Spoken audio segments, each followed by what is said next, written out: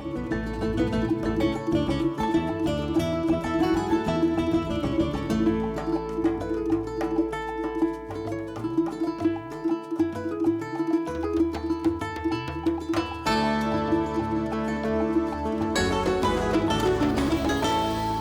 I'm Jill Burton.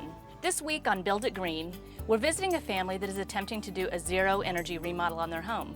Let's see how far they get as we help them, and you, build it green.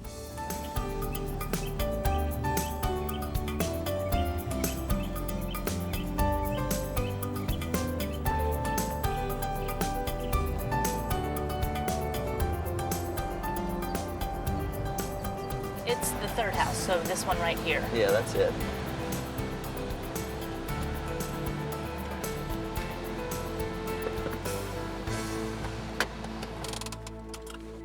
Check out all this color.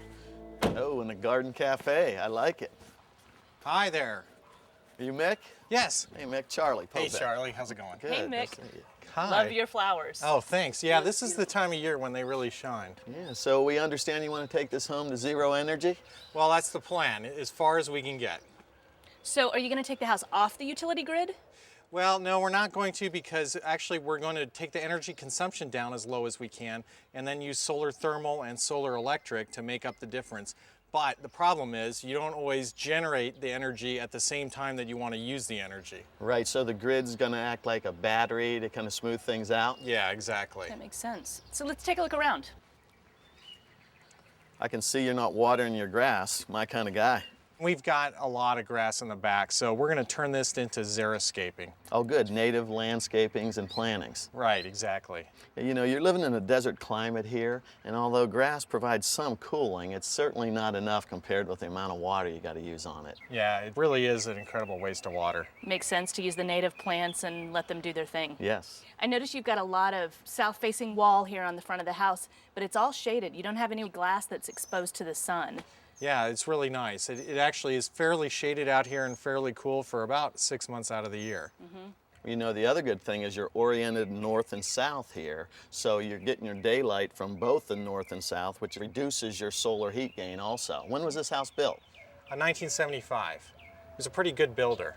That's good. Really, a lot of the green principles that we're dealing with today are based off of old principles, ancient principles. And so if you had a good builder, they were probably paying attention to those sort of common sense ideas. And he really did a good job of building this patio out here so that we have a nice view of the Camelback Mountain. I bet the sunsets are beautiful from here. Oh, it's just wonderful. Why don't we look out back? Oh, how adorable. Do you have children? Yeah, this is Katie's. And you know what? Actually, it's all made out of reclaimed building materials. Even the paint is from a recycled building supply store. Really? Yeah. All right, Princess, come on. We got work to do. This isn't the most attractive side of the house, but this is where the gate is. Well, I got to tell you, Mick, usually on the east side of a house like this, you get a lot of sun, but with your neighbor's house and the wall and these mature trees, you're actually pretty well shaded here. Yeah, actually, this is kind of typical, too. It only gets sun for maybe 2 hours out of the day.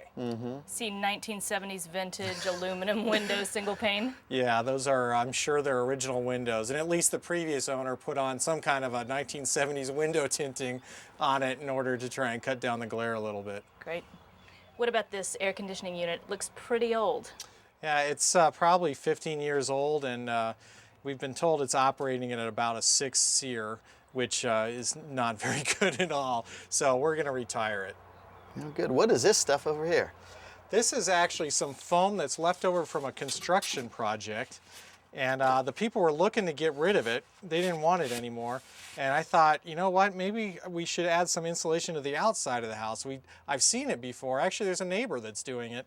And it's hard to get insulation inside of our house. And so I thought, why not put it outside? Well, I can see that they interlock, so it looks like it's probably a piece of an insulated concrete form.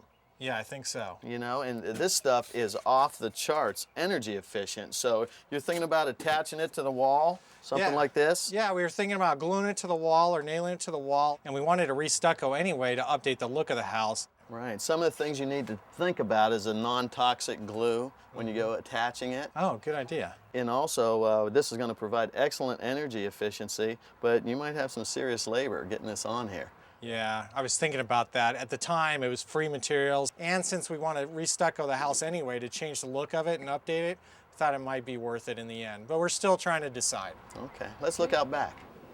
This backyard is huge. A lot more grass here, though. Yeah. And a trampoline. Yeah, Katie loves the trampoline. Oh, Mick, I tell you, you're looking pretty good here. This is the north side, right? Yes.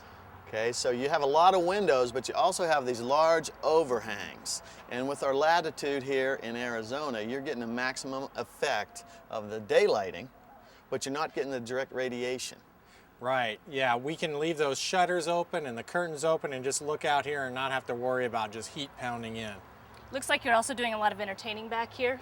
Yes, it's a great place for entertaining. That's great because you can actually expand your living space but not use the energy of having it enclosed and inside. Right. Shark! Mick, this is a great looking pool. Yeah, thanks. We really like it. We use it a lot in the summer. I'm afraid it's going to be your Achilles heel in this project, though. Yeah, I can tell that. Let's take a look at your pool motor. Motors. Oh, more than one? Yep, we got 2 of them. Oh, that's great. Okay, let's see what we've got here. Sure. Yeah, there's 2 motors, all right. It looks like this one's a 2 horsepower motor for your main pump, and then a 1 horsepower for your pop-ups. Yep. You know, this must be a significant part of your bill. Yeah, I think we are on a time of use plan, so it actually costs less to run these at night. Right. But then I lay there in bed and I hear them, and it just keeps me awake at night thinking about how much energy they're using. Yeah, well, the good news is this 2 horsepower appears to be a high efficiency motor. Oh, good. You know, but it still must be a pretty big part of your electric bill. Yeah, I guess it is, but I have a secret plan to handle that. Oh, you do? Yeah, I'll tell you later. I'd love to hear that, but what about this heater over here? Looks like a monster. Yeah, it's a gas heater, and we only use it for the spa because it costs us like 20 bucks each time we heat up the spa. And one time we accidentally left it on the whole pool, and it was like 100 bucks just to raise the pool like 2 degrees. It was ridiculous. I bet you won't do that again. No, sure not. Jill, let's go get her. All right, we got places to go, things to learn. Let's Okay. go. Come on. Okay, so we're on the west side now, and I see your makeshift shade here for the windows. Yeah, we had to do something temporarily because this is the family room window, and then that's the master bedroom doors, and it just gets so hot on this west side. In the afternoon and the evening, we'd just be baking in there. Yeah, well, there's a lot of possibilities here. Maybe a patio cover or some shade trees. You know, you could do a lattice and plant vines, and that would create a lot of shade on this west side. Those are great ideas. Well, we were thinking this yard is so big that maybe we could make it into some outdoor living space, and so we were going to put French glass doors in over here. But those are great ideas to make it into that outdoor living space. Yeah, and it'd also really open up the inside. You know, I'm excited to get inside. Can we go? Sure, yeah. And you know what? Once we get inside, you guys have free reign. You can do whatever you want. I think Ken and Charlie are already here, so I'll just let you do what you do. All right.